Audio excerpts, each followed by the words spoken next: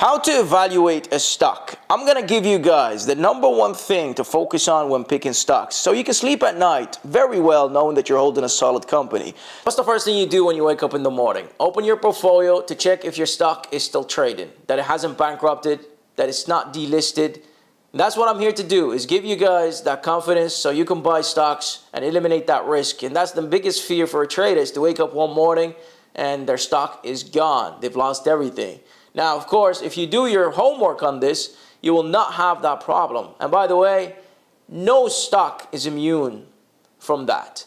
But how can we solve that problem? Let's jump right into it. Make sure you save this video before we begin and subscribe to this channel if you're new. Look, guys, there's three things you focus on if you want to make sure your stock does not go bankrupt: cash, relevancy, and debt.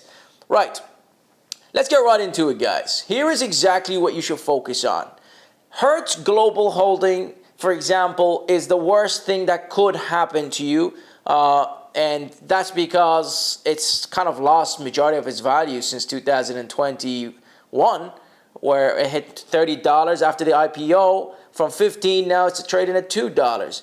What's the problem here? Well, there's many problems here with Hertz Global. Let's just go over it. Number one, it's very little cash to debt ratio, 20 billion in debt and 500 million in cash. Worst business financials I've ever seen. I've seen worse, but this is on the trajectory of bankruptcy, by the way. You heard it here first, unless there's a bailout. What's the second thing we focus on to see what's happening here? Well, guys, you know, stocks like Hertz, it's a car company, right? This is something that is dying out. Rentals. Car rentals are dying out. Everybody today can do a car rental company. It's not like one out of one. So relevancy, in terms of relevancy, it's a diluted sector. So I don't think it's that relevant, and it's not high in demand.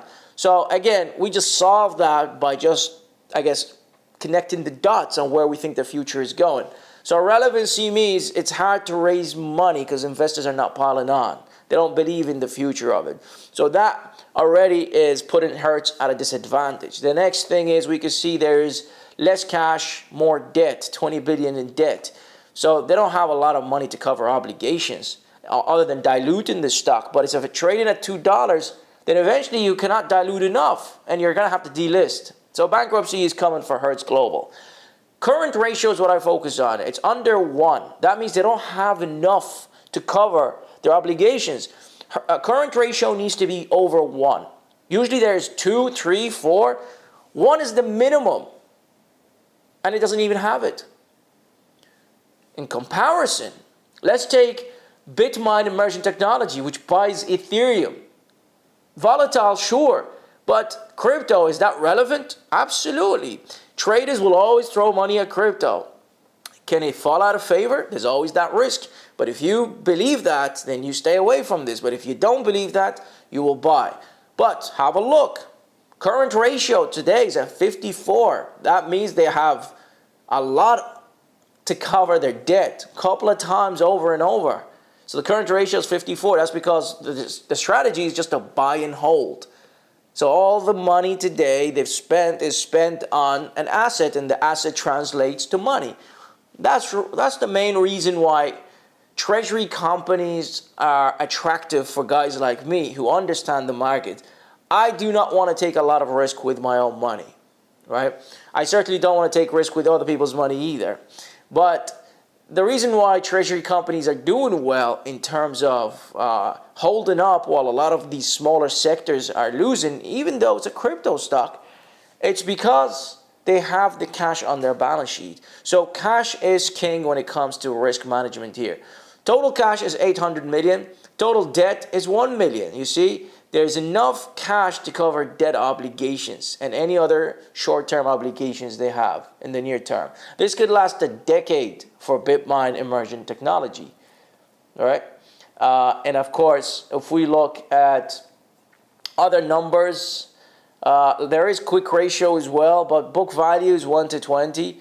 But I think this is like, it's such a simple concept, such a simple business, that it will attract more money here than it would to Hertz Global. So same thing, let's go for Oracle Now, corporations. Now, guys, just because a company has debt, it doesn't mean every company that has debt is bad, because a lot of the stocks on Wall Street have more debt than cash. But they are businesses that are relevant. They constantly generate revenue and profits and even pay dividends. So look, total cash for Oracle is 31 billion. Total debt is 170 billion, which is a lot. Okay, by the way, you can do your own research just by going to Yahoo Finance. Current ratio is 1 to 12. Okay, now 1 to 12 current ratio, or 1, it's better than the -1. So they have enough to cover obligations, short-term obligations. Quick ratio is a different story. But again, this isn't just a company that has more cash than debt.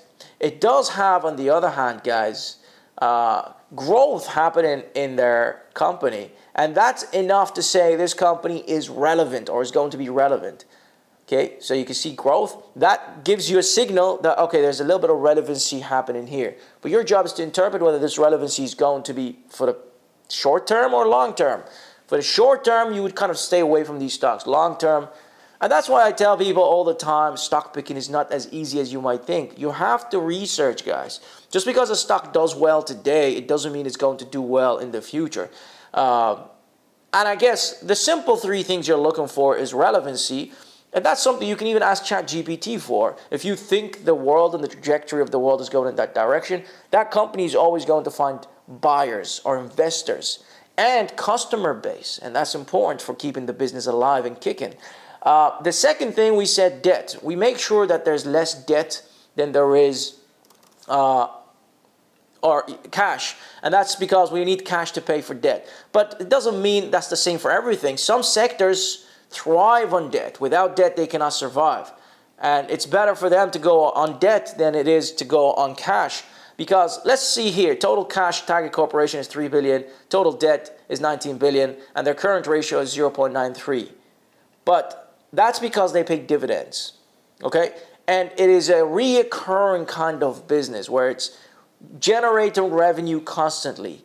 So I'll give you a chart here just to have a look. It's a consumer staple is what we would say. But again, it has underperformed the market at the same time. So let's just go here to summary. So you see, it is a reoccurring revenue kind of business. But they are breaking a profit, net profit, and they are paying that dividend. So it is a dividend company rather than a growth company. But for the most part, guys, retail, amateur trading, just focus on the current ratio. Come in here.